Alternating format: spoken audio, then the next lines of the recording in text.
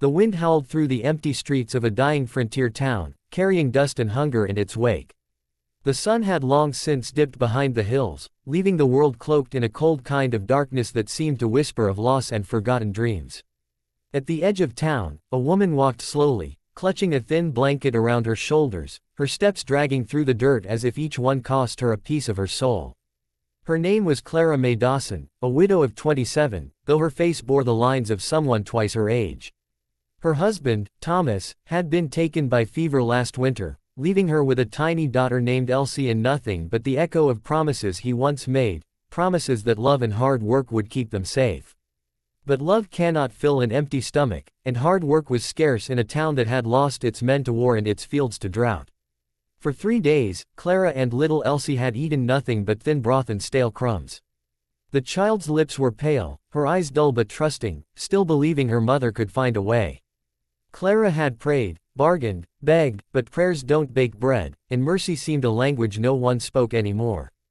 That night, as the frost crept down from the mountains, she wrapped her daughter in their only blanket and whispered, "Mama will find something, baby. You stay right here and wait for me." Then she stepped out into the night, her heart pounding against her ribs, her hair, thick, chestnut brown, and her one remaining beauty, falling over her shoulders like a forgotten crown. The bakery's window glowed faintly, golden light spilling across the street like hope that refused to die. Inside, the baker, Mr. Collins, was sweeping crumbs from his counter, preparing to lock up. Clara hesitated, trembling. Pride was a fragile thing. Once broken, it never fit back the same, but desperation doesn't ask for permission. She pushed open the door, and the smell of warm bread nearly brought her to her knees. "Mr. Collins," she whispered, her voice cracking. The old man turned, his face sour from years of counting losses. "Mrs. Dawson," he grunted, "I told you last week, there's no credit here." She nodded, swallowing hard. "I know. I'm not asking for credit." Her fingers brushed the edge of her shawl as she pulled it back, revealing a length of her hair, silky and clean despite the dust. "I came to trade," she said quietly. The baker frowned. "Trade? For what?" She lifted trembling hands to her hair. "For bread. Take it, cut it, sell it to the wigmakers in town. It's worth something, isn't it?" The man's expression softened for a moment, just a flicker, before hardening again. "Ma'am, this ain't a bartering post. Hair or no hair, I can't." His words stopped when the bell above the door chimed again. The cold air rushed in, and with it came a stranger. Tall, broad-shouldered, wearing a weathered hat pulled low and a coat that had seen too many trails. Mud clung to his boots, and dust shadowed his jaw, but his eyes, clear, deep gray, caught the light like steel under moonshine. He looked from Clara to the baker, then at the small loaf on the counter between them. "What's goin' on here?" he asked, voice steady, calm, the kind that didn't have to raise itself to command attention. "Mr. Collins sniffed. Just some business, sir. None of your concern." The cowboy tilted his head, his gaze never leaving Clara's tear-streaked face. "Seems to me it is, if business means a woman's gotta sell her hair to feed a child." The baker frowned, defensive. "She's got nothing to offer. What am I supposed to do, give away my goods for pity?" The cowboy stepped forward, pulled a coin pouch from his belt, and tossed it on the counter. The sound of silver hitting wood echoed through the room like thunder. "How about you take that and give her whatever she needs," he said. The baker blinked, then quickly gathered the coins, weighing them with greedy fingers. "That'll do," he muttered, sliding a loaf toward Clara. But before she could touch it, the stranger spoke again, quiet but firm. "Keep your hair, ma'am. Ain't no man worth his salt who'd let you trade that for bread. I'll feed you both." Clara froze, the bread halfway to her hands, disbelief etched into every line of her face. "Sir, I can't accept charity." The cowboy gave a small smile, not mocking, just soft and tired. "Ain't charity, ma'am. It's decency. The kind this world's run short on." He tipped his hat slightly. "Name's Luke Callahan. You got someone to look after you." The words cut deeper than he could know. She shook her head, her voice barely a whisper. "No, just my little girl." Luke's eyes softened. "Then you ain't alone anymore." He nodded toward the door. "Come on, let's get you both something warm to eat." Outside, the wind had grown crueler, biting through her thin dress as she followed him down the street. She didn't know where they were going, only that the stranger's stride was steady and sure, the kind of walk that made you believe he'd never let the world win against him.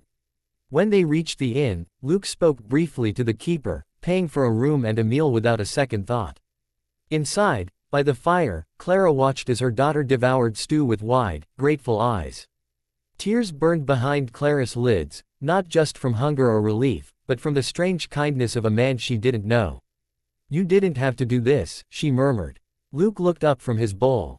"Yeah, I did," he said simply. "Can't ride past a soul that's fighting to survive." He glanced at little Elsie, then back at her. "You remind me of someone I once knew." As the fire crackled and the storm raged outside, stories began to spill, not forced, just natural, like two people remembering how to speak after too long in silence.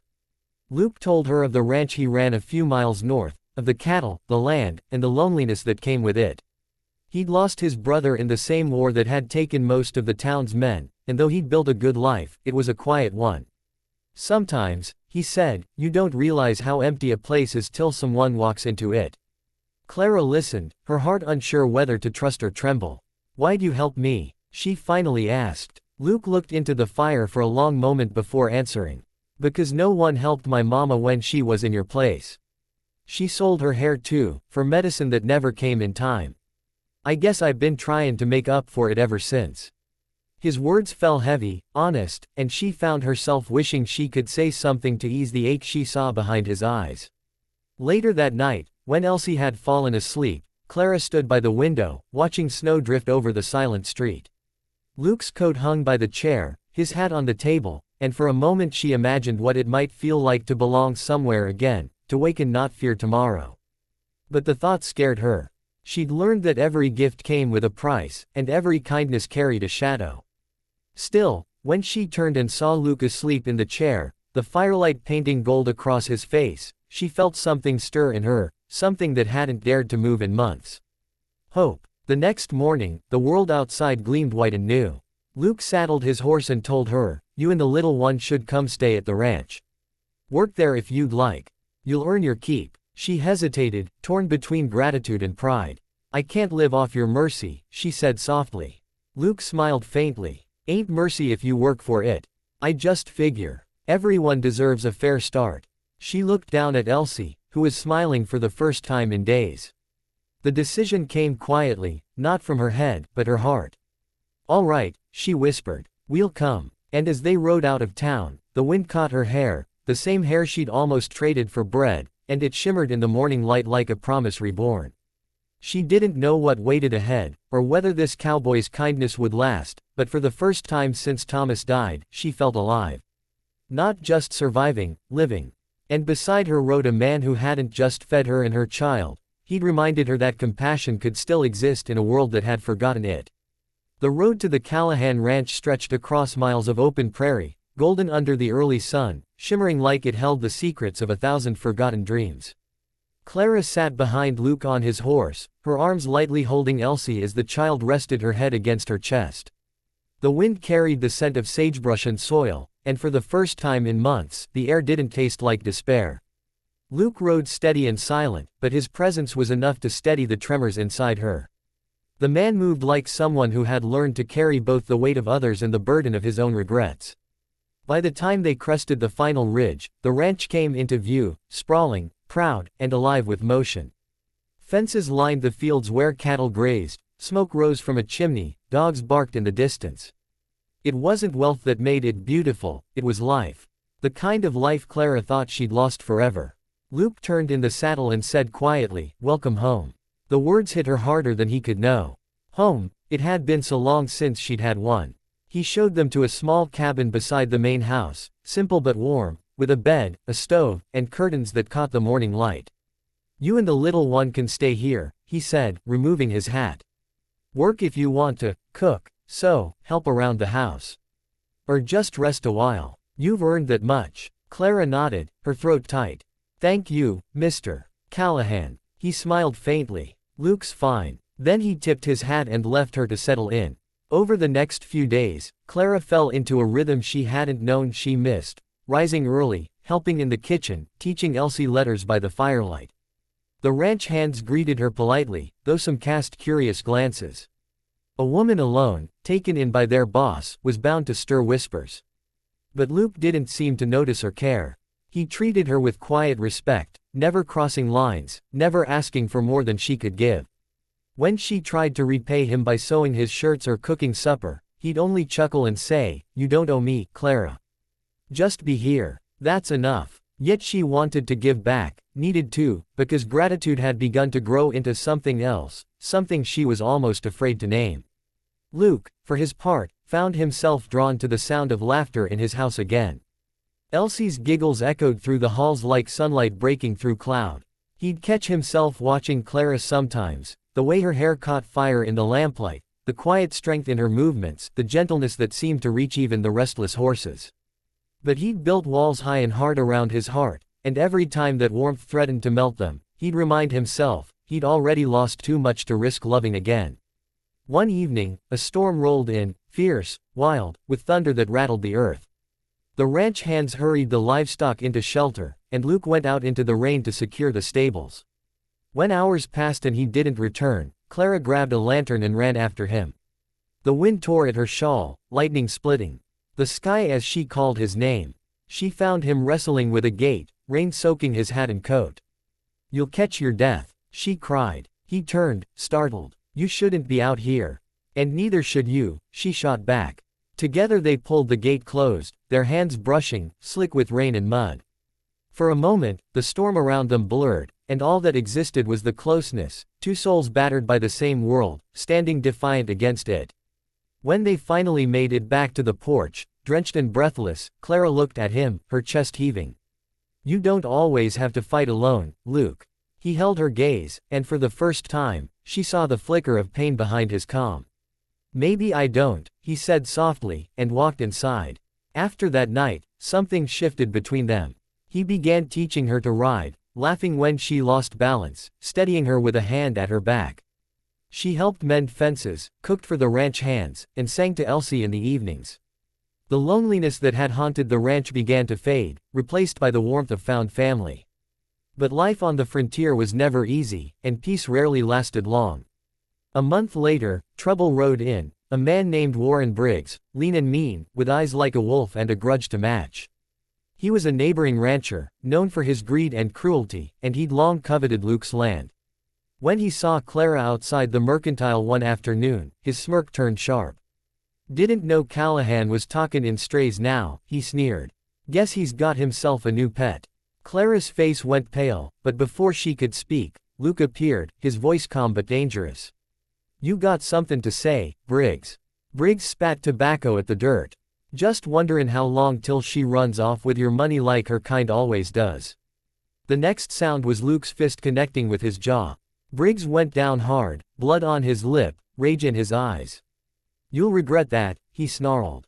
Luke didn't flinch. "No, I don't think I will." He took Clara's hand and led her away, saying nothing until they were back on their horses. Then he glanced at her and said quietly, "Don't ever believe men like him. You've got more worth than they could ever understand." Her eyes filled with tears. "Why do you keep defending me, Luke?" He smiled faintly, looking toward the horizon. "Because you remind me what good looks like." That night, after putting Elsie to bed, Clara stood outside under the stars. The sky was vast, the air cool and alive with crickets. She heard the door creak and turned to see Luke step out, his hat in hand. "You all right?" he asked. She nodded. Sometimes I wonder if I deserve any of this." He stepped closer, his voice low. "You deserve more than you've ever been given." Silence stretched between them, not awkward, but full. Finally, she whispered, "You've given me back hope, Luke." His eyes softened. "And you've given me a reason to believe again." Slowly, he reached out and brushed a strand of hair from her face, his touch feather light. The air between them hummed with something unspoken. But then Elsie stirred inside, calling for her mother, and the moment passed. Days turned into weeks. Clara began helping Luke with the ranch accounts, organizing, mending, creating order where chaos had ruled. The men respected her now, they saw her strength, her quiet leadership. Elsie thrived, rosy-cheeked, laughing, chasing puppies through the yard. It was a new life, fragile but precious. Yet Clara knew happiness had never come without cost. And sure enough, it came, the letter. It arrived on a wind-blown afternoon, delivered by a writer who didn't wait for thanks. Luke read it first, his jaw tightening. "It's from Briggs," he said. "He's claimin' part of the North Pastures. And he's bringin' men to prove it." Clara's stomach twisted. "What will you do?" Luke folded the paper slowly. "What I have to." That night, while the world slept, he loaded his rifle and checked the horses. Clara found him in the barn, moonlight silver on his face. "You're going to fight him, aren't you?" she whispered. He looked up, his eyes tired but resolute. "If I don't, he'll take everything, not just the land, but what we've built here." She stepped forward, tears in her eyes. "Then let me stand with you." He smiled softly. "You already do." The next morning broke cold and gray. Briggs and his men rode up the ridge, guns at their sides. Luke met them halfway, alone but unyielding. Clara watched from the porch, her heart pounding. Voices rose, tempers flared, and then, a gunshot shattered the air. Elsie screamed. Clara ran before she could think, her feet flying over the frozen earth. When she reached the ridge, she saw Luke on the ground, clutching his shoulder, blood seeping through his shirt. Fury like fire filled her. She grabbed his dropped rifle and leveled it at Briggs, her hands trembling but her eyes steady. "You'll leave now," she said, her voice cold as the wind.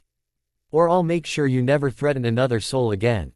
Something in her tone, the strength of a mother protecting what was hers, made even Briggs hesitate. He spat, turned his horse, and rode off.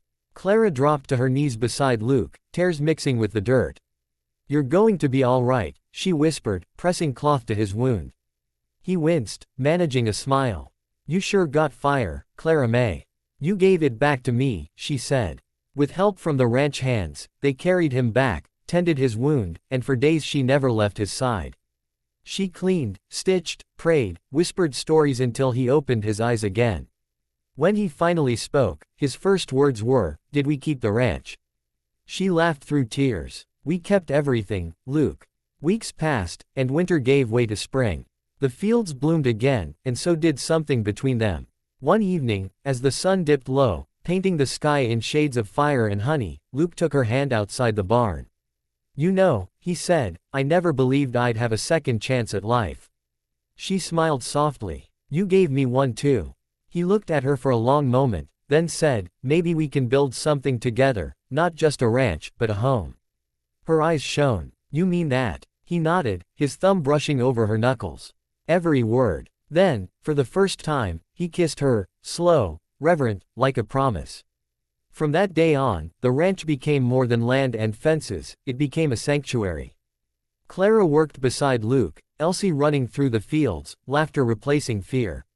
There were still storms, still hard days, but they faced them together.